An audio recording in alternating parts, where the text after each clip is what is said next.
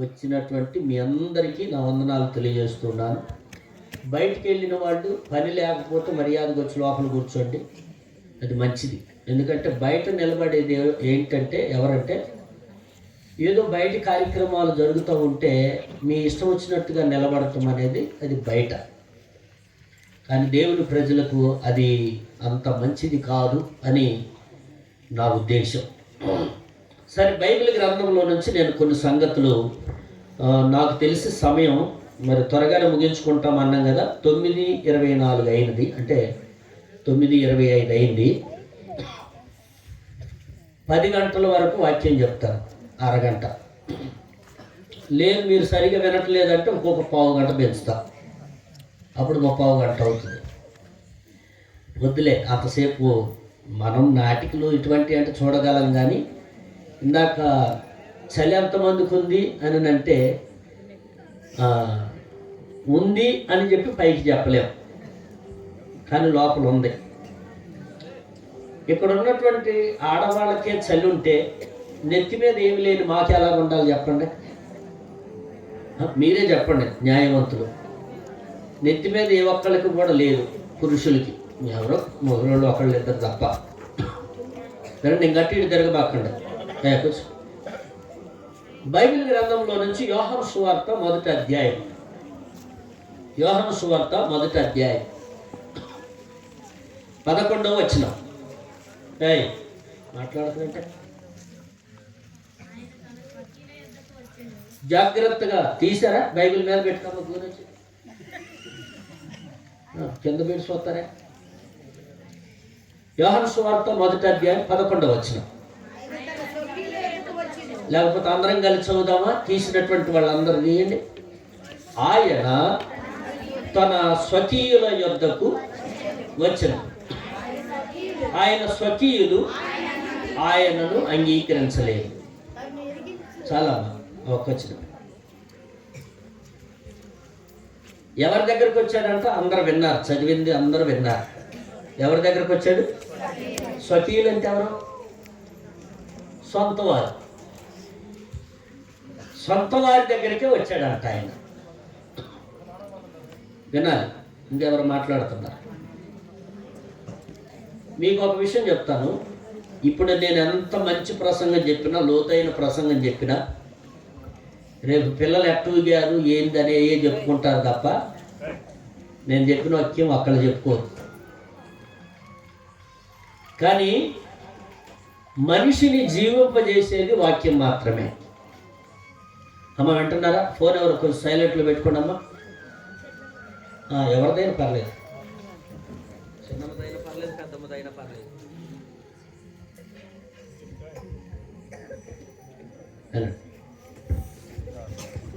ఎవరి మధ్యలోనికి వచ్చాడు, ఎలా వచ్చాడు అని అంటే మొదటి వచనం చదవండి. ఇప్పుడు ఆది యందు వాక్యం ఉండెను, వాక్యము దేవుని యొద్ద ఉండెను, వాక్యము దేవుడై ఉండెను, ఆయన ఆది యందు దేవుని యొద్ద ఉండెను, సమస్తమును ఆయన మూలముగా కలిగెను. ఇప్పుడు ఆయన ఏ దేవుడు? వాక్యమై ఉన్న దేవుడు. మనం ఇంతకుముందు కాలంలో ఒక పాట పాడేవాళ్ళం, నీ వాక్యమే నన్ను బ్రతికించెను, బాధలలో నెమ్మది వాక్యమై ఉన్న అని పాడేవాడు. ఏమై ఉన్న దేవుడు? వాక్యమై ఉన్నటువంటి దేవుడు. ఈ వాక్యమై ఉన్నటువంటి దేవుడు తన స్వకీయుల యొద్దకు వచ్చాడంట. అమ్మా వింటున్నారా? స్వకీయుల యొద్దకు రావడానికి గల కారణం ఏంటి? స్వకీయులంటే ఎవరు అంటే ఎవరో కాదు, తన సొంత వారు. ఎవరు అంటే మనిషి మాత్రమే, మనుషులు మాత్రమే. ఎలాగూ అనంటే మీరు ఆదికాండము నుంచి చదువుకుంటూ వస్తే 1వ అధ్యాయం నుంచి సృష్టిలో సృష్టించబడినటువంటి ప్రతిదానిని, అది పక్షులే కానీ, పశువులే కానీ, భూమే కానీ, ఆకాశమే కానీ, వీటన్నిటినీ కలుగుగాక కలుగుగాక కలుగుగాక అని మాటతో సృష్టించినట్లుగా ఉంటుంది. కానీ మనిషి విషయానికి వచ్చేసరికి, అరే పిల్లలు మీరు జాగ్రత్తగా వినాలి. మీరు ఒక బొమ్మ గీయాలనుకోండి, ఏం కావాలి? తెలుసులా, రోకల బండ అనుకున్నాను. శ్రద్ధ కావాలి. ఆ బొమ్మ వేయాలి అనేటువంటి శ్రద్ధ కావాలి. శ్రద్ధ లేకపోతే శ్రమ పడలేవు ఆ బొమ్మను గీయటానికి. అవునా కదా? వింటున్నారమ్మా? ముందు ఒక బొమ్మను గీయాలి అనేటువంటి శ్రద్ధ కావాలి. అంతటినీ కలుగు చేసినటువంటి, మాటతో శాసించినటువంటి దేవుడు మనిషి విషయానికి వచ్చేసరికి కొద్ది శ్రద్ధ పెట్టిండు. ఎందుకంటే ఎవరి రూపంలోకి రావాలి? చెప్పండి, ఎవరి రూపంలోకి రావాలి? ఆయన రూపంలోకి రావాలి. దేవుని రూపంలోనికి రావాలి. ఒక రూపం రావాలి అంటే రెండు కావాలి. ఒకటి శ్రద్ధ కావాలి, రెండు శ్రమ కావాలి. వింటున్నారమ్మా? శ్రద్ధ కావాలి, శ్రమ కావాలి. ఇప్పుడు మనుషుల విషయానికి వచ్చేసరికి దేవుడు ఈ రెండింటిని అక్కడ త్యాగం చేస్తూ వచ్చాడు. సృష్టి అంతటిని కలుగు చేయటం కొరకేమో ఒక మాటతో కలుగు చేస్తూ వచ్చాడు. కలుగుగాక కలుగుగాక కలుగుగాక అని మాటతో శాసించినటువంటి దేవుడు మనిషి దగ్గరికి వచ్చేసరికి శ్రమపడి శ్రద్ధ పెట్టి తన పోలికలో చేసుకున్నాడంట. మీకు ఆ విషయం చెప్పనా? మీ అందరికి బాగా తెలిసింది. అందుకనే లోకంలో మనుషులు ఎవరు వెక్కిరించినా, అదే నా మట్టొండ వేయండి అట్టొండ వేయందిరా అని చెప్పేసి అని ఎవరు ఎక్కిరించినా అద్దం ముందుకు పోతే బయటకు వచ్చేది లేదు. మనం ఎందుకు చెప్పండి? ఏమనుకుంటాం? నా తర్వాతనే అనుకుంటాం, నా తర్వాతనే అనుకుంటాం. అమ్మ వినండి, నా తర్వాతనే అనుకొని మనము ఉన్న అందం కంటే ఆయన రూపంలో చేయబడిన మనము ఈ అందం జాలక మనం అనేక రకాల ఆభరణాలు ధరించుకుంటూ ఉంటాం. సరే, నేను వాటన్నిటిని గురించి చెప్పను. వాటన్నిటిని గురించి చెప్తే చాలా టైం అయిపోద్ది. సృష్టించినటువంటి దేవుడు మనిషిని తన రూపంలో చేసుకొని తన జీవవాయువును ఓదగా నరుడు జీవాత్మ శ్రమపడ్డాడు, శ్రద్ధ పెట్టాడు. తన జీవవాయువును మనిషికి అనుగ్రహింపజేస్తూ వచ్చాడు. అందుకనే నాకు తెలిసిన అర్థం చెప్తున్నా. ఒకవేళ చదువుకున్న వాళ్ళకి ఇంకా వేరే విధంగా ఏమన్నా అర్థమైతే కొంచెం నాకు తర్వాత చెప్పండి, ఇప్పుడు కాదు, మధ్యలో కాదు. అందరూ మూతులు మూసుకోండి. మూసుకున్నారా? శ్వాస పీల్చి వదులుతూ ఉంటే ఒక శబ్దం వస్తుంది. ఒకటిగా రెండు మాటలు వస్తాయి. ముక్కుతో గాలి పీల్చి వదులుతుంటే రెండు శబ్దాలు వస్తాయి, అంటే రెండు అక్షరాలు వస్తాయి. నా సర్వేలో పెదాల దగ్గర పెట్టుకోండిరా.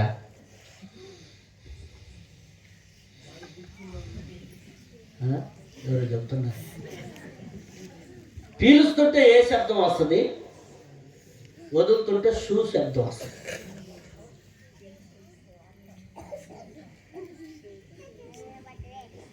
భూమి మీద సృష్టించబడినటువంటి ఏ మానవుడైనా సరే పీల్చి వదులుతూ ఉంటే ఏమని రావాలా? యేసు అని రావాలి. ఇప్పుడు చెప్పండి, మనమందరం ఎవరి ప్రజలు? దేవుని ప్రజలం. అందుకనే మన దగ్గరకు ఆయన ఈ లోకానికి వచ్చాడు. మీకు ఒక విషయం చెప్పనా? ప్రపంచంలో మనుషులందరూ, ఏ కులం వాళ్ళైనా, ఏ మతం వాళ్ళైనా బాగా జరుపుకునేటువంటి పండుగ క్రిస్మస్ పండుగ. వింటున్నారా? క్రిస్మస్ పండుగ. ఆయన తన స్వకీయుల యొద్దకు వచ్చెను. ఆయన స్వకీయులు ఆయన ఏం చేయలేదంట? అంగీకరించలేదు అనే మాట మనం చూస్తూ ఉన్నాం. అంగీకరించలేదు. ఆయన ఎలాగొచ్చాడో తెలుసా? చదవండి ఒకసారి, చూడండి. 10వ వచనం చూడండి, 9వ వచనం. నిజమైన వెలుగు ఉండెను, అది లోకములోనికి వచ్చుచు ప్రతి మనిషిని వెలిగించుచున్నది. ఎలాగొచ్చాడంట ఆయన? వెలుగుగా వచ్చాడు. మనమేమో ఆయన పుట్టినప్పుడు నక్షత్రం వచ్చింది అని చెప్పేసి అని పైన స్టారు, ఇంట్లో బారు. మన ఇంటి మీద పైనేమో స్టార్ ఉంటుంది, ఇంట్లో వాడి నోట్లోనే బారు ఉంటుంది. స్టారు ఇంటి మీద కట్టుకోవడానికి కాదు, నువ్వే స్టార్ అయిపోవాలి. అందుకనే మేము వెలిగించబడ్డామని సినిమా స్టార్లు అందరూ ఏమైనా సూపర్ స్టార్ ఇంకే స్టార్లు ఉన్నాయి కదా. స్టార్ అంటే యాక్షన్ చేసేవాడు కాదు, వెలిగించేవాడు. అర్థమవుతుందమ్మా? ఒకసారి దానియేలు గ్రంథంలోనికి రండి. అక్కడ అంటాడు కదా, ఏమంటాడు? దానియేలు గ్రంథం, అనేకులను వెలిగించేటువంటి వారై ఉండాలి.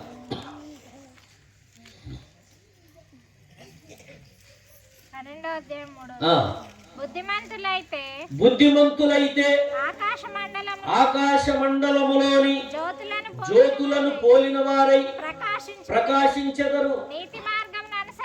నీతి మార్గమును అనుసరించి నడుచుకొనున్నట్లు ఎవరు అనేకులను త్రిప్పుదురో వారు నక్షత్రము వలె నిరంతరము ప్రకాశించెదరు. స్విచ్ ఎత్తి అలగటం, స్విచ్ ఆఫ్ చేస్తే ఆరిపోవటం కాదు. ఎవడైతే తన కొరకు ప్రకాశిస్తాడో వాడు నిరంతరము ప్రకాశించేటువంటి వాడై ఉంటాడు. ఇప్పుడు మనిషి ప్రకాశిస్తా ఉన్నాడా అని అంటే చూడండి ఒకసారి 12వ అధ్యాయం, యోహాను సువార్త 12వ అధ్యాయము 46వ వచనం. ఎందుకు ఆయన వెలుగుగా ఈ లోకానికి వచ్చాడు అంటే ఏ మనిషి కూడా చీకట్లో ఉండకూడదంట. నా యందు విశ్వాసముంచు ప్రతివాడు చీకటిలో నిలిచి ఉండకుండునట్లు నేను ఈ లోకమునకు వెలుగుగా ఆయనే చెప్పాడు. ప్రభా నువ్వు ఎందుకు వెలుగువై వచ్చినావు? అమ్మ వినండి అమ్మ, నేను ముగించేస్తాను. మీ అందరికీ తెలుసు నేను ఎక్కువసేపు చెప్పన్నాను, ఏదో నా పిచ్చి అక్కడ పావుగంట చెబుతున్నాను కానీ చెప్పను. కొంచెం జాగ్రత్త వినండి. ఏ మనుషుడును చీకటిలో నిలిచి ఉండకుండునట్లు నేను ఈ లోకములోనికి వెలుగుగా వచ్చి ఉన్నాను. మీకు ఒక విషయం చెప్పనా? మీరందరూ వెలుగును చూడలేదు, ఏదో బాప్తిసం తీసుకున్నారు అంతే. వెలుగును చూసిన జ్ఞానులు ఏం చేశారో తెలుసా మీకు? చూడండి ఒకసారి 2వ అధ్యాయము, మత్తయి రాసిన సువార్త 2వ అధ్యాయము 10వ వచనం. వెలుగును చూసినటువంటి జ్ఞానులు చేసినటువంటి పని ఏంటో చూడండి. వారు అమ్మ తీయకుండా చదువుతున్నా, నేర్చుకొని ఉంటుంటాం. 2వ అధ్యాయము 10వ వచనం. వారు ఆ నక్షత్రమును చూచి అత్యానంద భరితులై ఇంటిలోకి వచ్చి తల్లి అయిన మరియను ఆ శిశువును చూచి సాగిలపడి ఆయనను పూజించి తమ పెట్టెలు విప్పి బంగారమును, సాంబ్రాణిని, గోళమును కానుకలుగా ఆయనకు సమర్పించారు. అమ్మా ఎవరు వీళ్ళు? వెలుగును చూసిన వారు. నీకు అర్థం కాలే, ఇంకొంచెం పైన చదవండి. అయితే 9వ వచనం. వారు రాజు మాట విని బయలుదేరిపోవచ్చుండగా ఇదిగో తూర్పు దేశమున వారు చూచిన నక్షత్రము ఆ శిశువు ఉండిన చోటికి మీదుగా వచ్చి నిలుచు వరకు వారికి ముందుగా నడిచను. ఏం చూసి నడిచారు వీళ్ళు? నక్షత్రాన్ని చూశారు. ఆ వెలుగును చూసినటువంటి వారు పెట్టెలు విప్పి 3 ఆయనకి సమర్పించారు. ఏంటి? బంగారమును, సాంబ్రాణిని, గోళమును ఆయనకు కానుకలుగా సమర్పించారు. అమ్మ వింటున్నారా? ఇప్పటి వరకు వేసిన సందానే ఈయటానికి దిక్కులేదు మనకి. మరి మీరు ఇచ్చారో లేదో తెలియదు కానీ పలగిరిలోనైతే ఇంక ఈలే బంగారం ఇచ్చారు. నా చిన్నతనాన్న చర్చిల్లో అంటే అప్పుడు చర్చిలు తక్కువ, టెంట్ వేసి పండగలు చేసేవాళ్ళు. కాస్త చర్చిలు కట్టిన తర్వాత మా ఇళ్లలో వాళ్ళే కాస్త అతి విద్య వలన వాళ్ళు సాంబ్రాణి కడ్డీలు తీసుకొచ్చి ఫోటోలు పెట్టి ఫోటోల దగ్గర పెడితే నేను అనేవాడిని, అమ్మ అవి ముట్టించకూడదు, అవి మరి విగ్రహారాధన అవుతుంది, అలా ముట్టించకూడదంటే బాగా చదువుకున్నటువంటి పండితురాలు అంటది, నువ్వు చెప్పే అంతా బోటకంగానే ఉంటుంది. యేసుప్రభు పుట్టినప్పుడు ఏమర్పించారు? బంగారము సాంబ్రాణి బోళం అర్పించారు. మరి నువ్వెందుకు ఏమి పెట్టొద్దంటే, సరే మంచిదమ్మా, బంగారము సాంబ్రాణి బోళం మొట్టమొదటి ఏం చేసుకొచ్చారా? అందరు నోరు తెరిచి చెప్పండి. సాంబ్రాణి కడ్డీలు 10 రూపాయలు కొత్తను ఏం చెప్పి తీసుకొచ్చి ఆ మూలకాసి ఈ మూలకాసిని పెట్టిను. మరి బంగారం ఏదో అన్న ఏందో నీ బోధ అంతా బోటకం ఉంటాడా? వాక్యాన్ని వాక్యంగా చెప్తే ఎవరికైనా ఇబ్బంది. ఆయన వచ్చినటువంటి విధానం వెలుగై ఉన్నాడు. ఏ మనుషుడు కూడా చీకటిలో నిలిచి ఉండకూడదని మనలను వెలిగించుట కొరకే వచ్చాడు. ఆ వెలిగించబడినటువంటి ప్రజలు ఏమిచ్చారంట దేవునికి? బంగారమును సాంబ్రాణిని బోళమును ఆయనకు కానుకలుగా సమర్పించారు. ఆ మూడింటి వివరం చెప్పి నేను ముగించేస్తాను. బంగారము అనగా రాజుకు సూచన.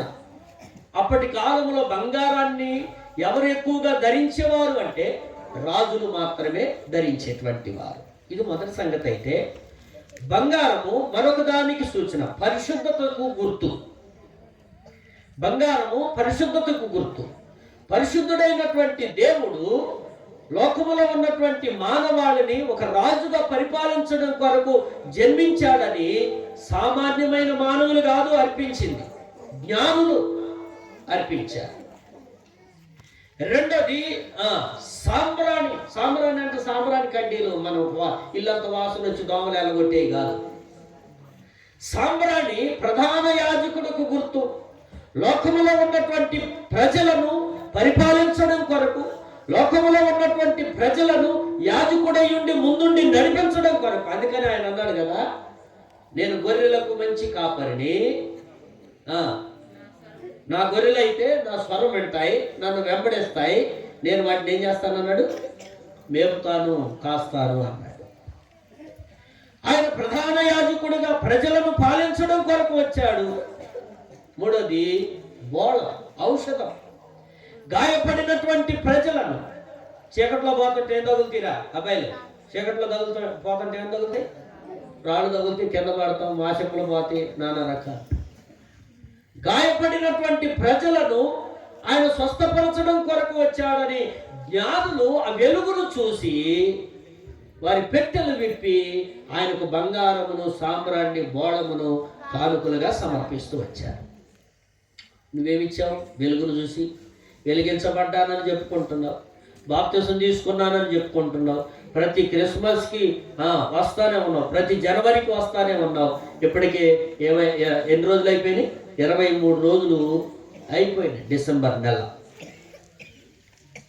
23 రోజులు అయిపోయినాయి. ఇంకా 7-8 రోజుల్లో, లేకపోతే ఒక 10 రోజుల్లో ఏమైపోద్ది చెప్పండి? పాత సంవత్సరం అయిపోద్ది, క్రొత్త సంవత్సరం వచ్చేస్తుంది. సంవత్సరాలు మారుతూ ఉన్నాయి, రోజులు మారుతూ ఉన్నాయి, కానీ మనిషి జీవితంలో బ్రతుకులు మారటం లేదండి. వెలుగును చూడలేకపోతూ ఉన్నారు. నాకు బాగా ఇష్టమైనటువంటి మాట ఇందాక 12వ అధ్యాయంలో చూస్తూ వచ్చాం కదా, ఏమన్నాడు? ఏ మనుషుడును చీకటిలో నిలిచి ఉండకుండానట్లు నేను వారిని ఏం చేయడానికి వచ్చానంట? చదవండి ఒకసారి, ఆ మాట చదవండి. 12వ అధ్యాయం 46 వచ్చిన, చీకటిలో నిలిచి ఉండకుండానట్లు నేను ఈ లోకములోనికి వచ్చి తిని. మరి అంగీకరించారా అంటే ఏ ఒక్కరు కూడా తన స్వకీయుల యొద్దకు ఆయన వస్తే తన స్వకీయులే ఆయనను అంగీకరించలేదంట. ఎందుకు అంగీకరించలేదో చెప్తాడు చూడండి. 3వ అధ్యాయము 19వ వచనం, యోహాను సువార్త 3వ అధ్యాయము 19వ వచనం. ఆయన వెలుగుగా వచ్చెను. 3వ అధ్యాయం 19వ వచనం, వెలుగు లోకములోనికి వచ్చెను, తమ క్రియలు చెడ్డవైనందున మనుషులు వెలుగును ప్రేమింపక చీకటినే ప్రేమించారు. చెప్పండి, ఇప్పటికైనా మనుషులు దేని ప్రేమిస్తారు? దేని ప్రేమిస్తారు? చీకటిని ప్రేమించినంతగా వెలుగును ప్రేమించారు. చీకటి వెలుగు అంటే ఏంటో మీకు బాగా అర్థమయ్యే భాషలో చెప్తాను. ఇంకా ఇది ఉంది, ఇదేంటది? తెలుగు అయితే ఏం చెప్తారంటే అది ఫోన్ అండి, నువ్వు ఎంత పిచ్చోడివా, మా మైండ్ తింటున్నావు, నీకు అది కూడా తెలీదా, ఈ చేతిలో ఉన్నది ఫోను బైబిలేం ఇది అంటారు. కాదు కాదు, ఇందులో ఉన్నదంతా చీకటి. దేని పాడుతున్నారు అందరూ చెప్పండి అమ్మా, దేని పాడుతున్నారు? చీకటే. ఎంతమంది దీని ద్వారా నాశనం అయిపోయింది, ఎంతోమంది దీని ద్వారా నాశనం అయిపోయింది. ఎందుకంటే చీకటిలో ఉన్నటువంటి ప్రజలు గొప్ప వెలుగును చూడాలనే ఆ ఉద్దేశంతో ఆయన వెలుగుగా ఈ లోకానికి వస్తే తమ క్రియలు చెడ్డవైనందున ఆ వెలుగును ప్రేమించలేదు, చీకటినే ప్రేమించారు మనుషులు. చీకటిని ప్రేమించేటువంటి ప్రజలు ఉన్నారు కానీ, ఇప్పటికీ పండగ ఆచరించేటువంటి వాళ్ళు ఉన్నారు కానీ ప్రభువును ఆరాధించేటువంటి వారు లేరు. ఈ రాత్రి ప్రతి మనిషి కూడా ఆ వెలుగును స్వీకరించాలి, వెలుగును అంగీకరించాలి. అపోస్తలుడైన పౌలు కూడా తిమోతికి చెప్తాడు. చూడండి, తిమోతికి రాసిన మొదటి పత్రిక 2వ అధ్యాయము 6వ వచనం చూడండి. 6వ వచనం, 2వ అధ్యాయం 6వ వచనం. తిమోతికి రాసిన మొదటి పత్రిక 2వ అధ్యాయము 6వ వచనం.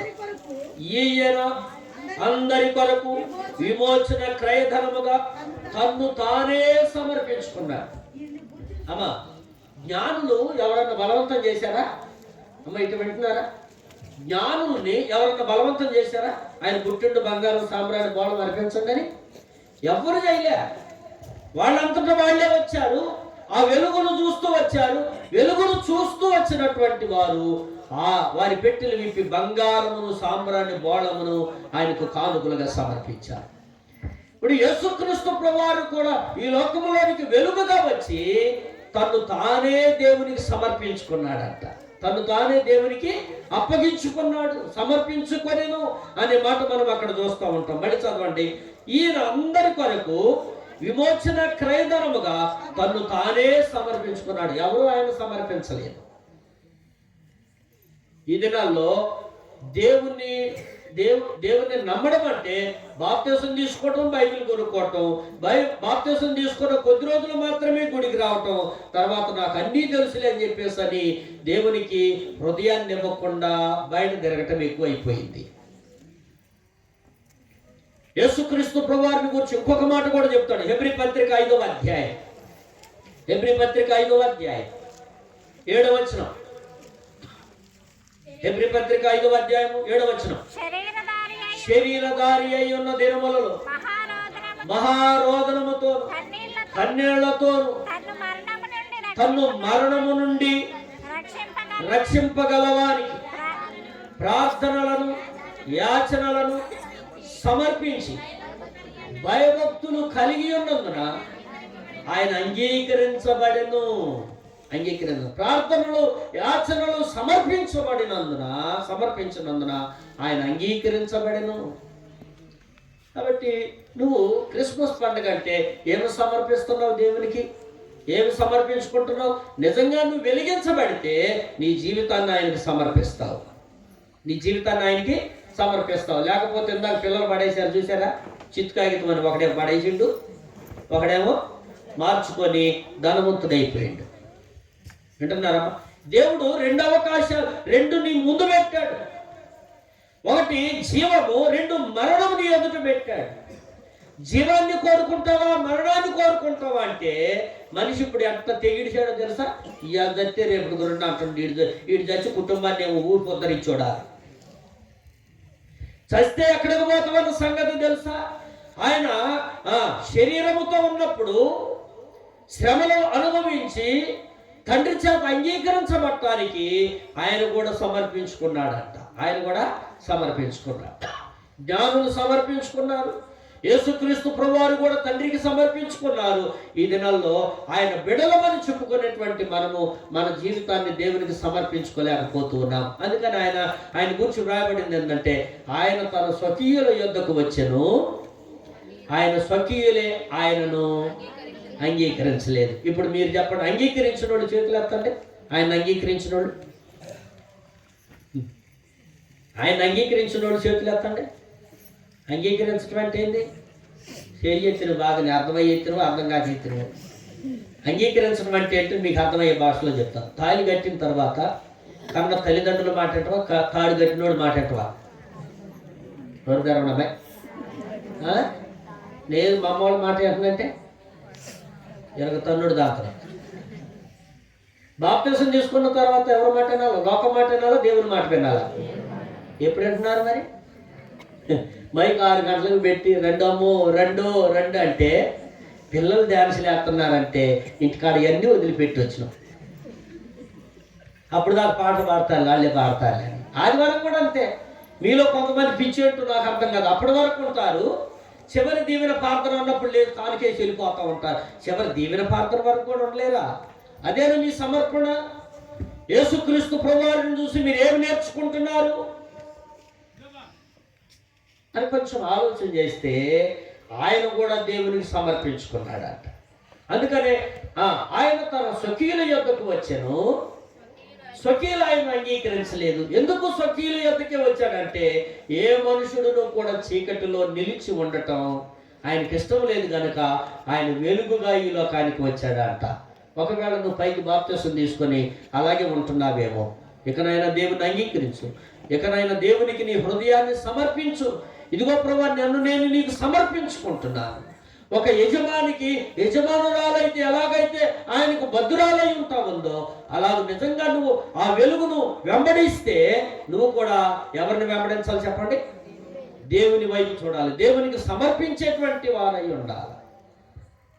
నాకు చాలా బాధ ఏంటంటే క్రిస్మస్ పండుగ అంటే మనకు మనమే పుట్టినరోజు అంటారు కదా. నేను పోయినసారి కూడా మీకు చెప్పినట్టున్నా, అమ్మాయి అరే నీ పుట్టినరోజు అనుకో, మెమ్మోళ్ళు గొడ్లు కొనుక్కుంటారా, నువ్వు కొనుక్కుంటావా? నీకు కొని పెడతారా? ఎట్లంటే మెమ్మోళ్ళే కొనుక్కుంటారా? వాళ్ళు చీర నీకు కొని పెడతారు అంతేనా? పుట్టినరోజు ఎవరిదైతే వాళ్ళకి కొని పెడతాం. క్రిస్మస్ పండుగ అంటే ఎవరు పుట్టినరోజు? మరి ఆయన పుట్టినరోజు అయితే మన సోకు లేదు. దీనికోసం నేను అంటే ఉన్నది చెప్తున్నానండి. మా దగ్గర కూడా వాడికి తెలిసి ఒక షాపింగ్, తెలియకుండా ఒక షాపింగ్. తెలిసేమో మధ్యలో నందిగా పోతున్నారు, షాపింగ్ చేస్తున్నారు. తెలియకుండా ఇంటి ముందు బండి వాడి దగ్గర తీసుకుంటున్నారు. కానుకమ్మా దేవునికి సమర్పించమంటే ఏంది అయ్యగారు ఇంకా రాలేదు, ఆయన ఒప్పుకోవట్లేదు కొత్త వచ్చిన తర్వాత. ఇది మన సమర్పణ. బంగారాన్ని లెక్క చేయలేదు, సాంబ్రాన్ని లెక్క చేయలేదు, బోళాన్ని లెక్క చేయలేదు. వారి పెట్టెలు విప్పి వాళ్ళు ఆల్రెడీ సిద్ధపడి వచ్చారు, ఆ వెలుగును చూస్తూ వచ్చారు. ఎందుకంటే వాళ్ళు విన్నారు కనుక, ప్రవచనాలు విన్నారు కనుక విని వచ్చినటువంటి వారు ఆయనకు సమర్పిస్తూ వచ్చారు. నీ జీవితాన్ని దేవునికి నిజంగా సమర్పించావా? బాప్తిసం తీసుకోవడం సమర్పించడం కాదు, బైబిల్ కొనుక్కోవడం దేవునికి సమర్పించుకోవడం కాదు. ఈ రాత్రి ఆయన వెలుగుగా ఈ లోకానికి వచ్చింది. ఎందుకంటే నువ్వు చీకట్లో ఉండకూడదని. చిన్న ఉపమానం చెప్పి నేను ముగించేస్తాను. ఒక తండ్రికి ఒక్కడే కొడుకు. అమ్మ వినండ్రా, ఒక తండ్రికి ఒక్కడే కొడుకు. తండ్రి జడ్జి గారు.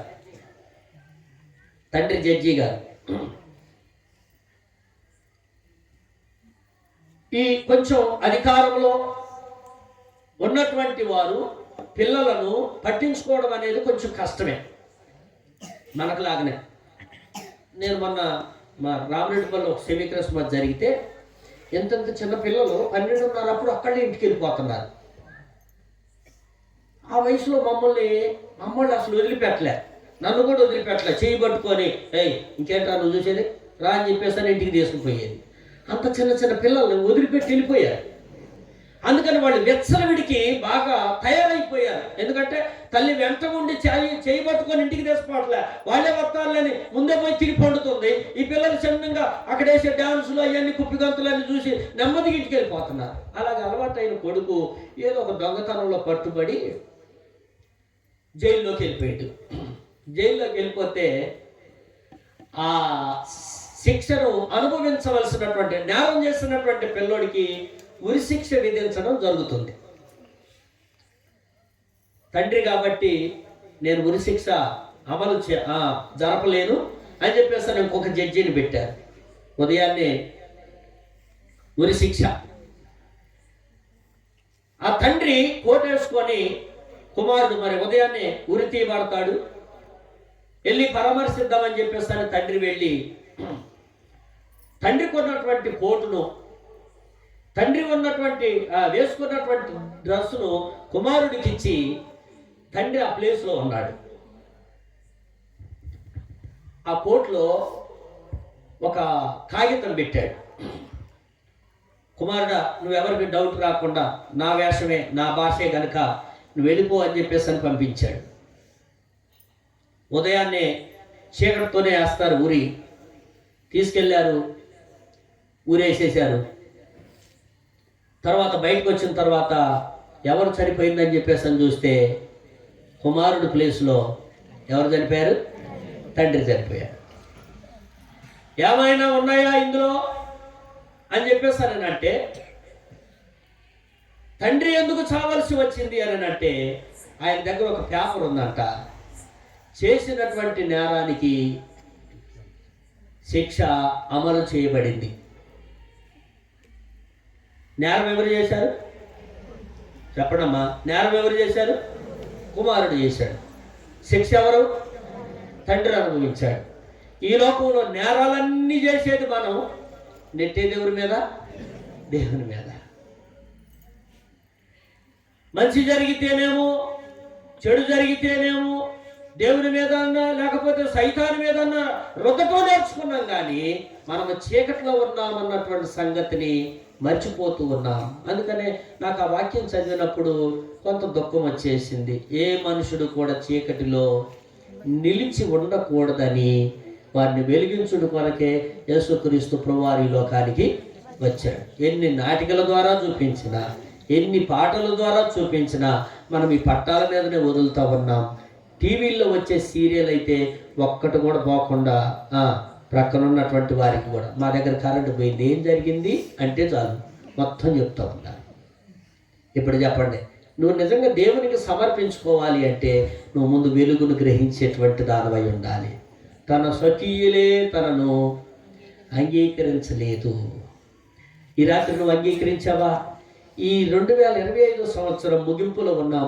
ఏ దినాన ఏం జరుగుతుందో తెలియదు. కొంతమంది చెప్తూ ఉన్నారు, ఆ క్రిస్మస్ పండుగ నేను చేసుకోలేనండి, ఎందుకంటే ఆ దినాన్ని నా కొడుకుని నేను కోల్పోయాను, ఆ దినాన్ని నా భర్తను కోల్పోయాను, ఆ దినాన్ని నా బంధువులను కోల్పోయాను అని చెప్పేసి చాలామంది వాళ్ళ బాధను నాకు తెలియజేసినటువంటి వాళ్ళు ఎంతోమంది ఉన్నారు. నువ్వు ఈ రీతిగా సజీవుడిగా సజీవురాలుగా ఉండి ఇటు సంతోషాన్ని అనుభవిస్తున్నావంటే నువ్వు చీకట్లో ఉండకుండా ఉండాలని ఆయన వెలుగుగా ఈ లోకానికి వచ్చాడు. నువ్వు చీకట్లో నుంచి బయటికి రావాలని ఆయన వెలుగుగా వచ్చాడు. ఆయన నిన్ను వెలిగించడానికి వచ్చాడు. హైందవులు సైతం అసతోమ సద్గమయ తమసోమ జ్యోతిర్గమయ చీకటి మృత్యోర్మ అమృతంగమయ ఓం శాంతి శాంతి శాంతి అంటే ఆయన వచ్చాడంట. నేనే మార్గమును, నేనే సత్యమును, నేనే జీవమును అని చెప్పినటువంటి ప్రభు నువ్వు చీకట్లో నిలిచి ఉండకూడదని, నిన్ను వెలుతురులోనికి తీసుకురావాలని ఆయన వెలుగుగా ఈ లోకానికి వస్తే తన స్వకీయులే ఆయన అంగీకరించలేదంట. ఇప్పుడు స్వకీయులు ఎవరంటే ప్రపంచవ్యాప్తంగా మనము పుట్టు క్రైస్తవులము అని పిలవబడతా ఉంది. మన దగ్గర క్రైస్తవ్యం లేదు. ఇప్పుడు దినాల్లో చూడాలంటే చాలా మంది సేవకులు చెప్పేటువంటి మాట ఏంటంటే క్రైస్తవులంట నేతి బీరకాయలు అంటోళ్ళు అంట. ఎటువంటి వాళ్ళమ్మా? అరే ఒకసారి చెప్పండి, ఇది ముగించేస్తున్నా. క్రైస్తవులు ఏ బీరకాయలు అంటోళ్ళు? నేతి బీరకాయలు అంటోళ్ళు. క్రైస్తవులు పాలకూరలు అంటోళ్ళు. ఎందుకు చెప్పండి ఆ మాట? ఎందుకు చెప్తున్నారు దేవుని సేవకులు? నేతి బీరకాయలో నెయ్యి లేదు, పాలకూరలో పాలు లేవు, క్రైస్తవుల్లో క్రీస్తు వెలుగు లేదు. వెలుగు లేదు కనుక నువ్వు వెలిగించబడితే దేవునికి నీ హృదయాన్ని సమర్పించు. అదే నిజమైన క్రిస్మస్. క్రిస్మస్ అంటే నువ్వు తొడుక్కోవడం కాదు, నువ్వు కొత్త బట్టలు వేసుకోవడం కాదు, దేవునికి సమర్పించడం. క్రిస్మస్ అంటేనే దేవునికి సమర్పించడం. ఎందుకు వచ్చాడు అన్న సంగతిని నేను మీకు వివరిస్తూ వచ్చాను. ఏ మనుషుడు కూడా చీకటిలో నిలిచి ఉండకుండానట్లు ఆయన వెలుగుగా ఈ లోకానికి వచ్చాడు. కనుక నువ్వు అంగీకరించావా? నువ్వు ఆయనకు సమర్పిస్తూ ఉన్నావా? ఇక నేను పరీక్ష చేసుకుందాం, చిన్న ప్రార్థన చేసుకుందాం. తలలు మంచి కళ్ళు మూసుకోనండి, చిన్న ప్రార్థన చేసుకుందాం. ఏ ఒక్కరూ మౌనముగా ఉండొద్దు, ఏ ఒక్కరూ మౌనంగా ఉండొద్దు. చెప్పాను కదా, అరగంటలో ముగించేస్తానన్నాను. మోకరించండి, పిల్లలు కూడా మోకరించండి. నువ్వు ఇంకా చీకటిలోనే ఉన్నావేమో. వెలిగించబడటం అంటే బాప్తిసం తీసుకోవడం, బైబిల్ కొనుక్కోవడం కాదు. ఆయనకు సమర్పించేటువంటి మనసు నీకు రావాలంటే నువ్వు ఆ వెలుగును చూడాలి.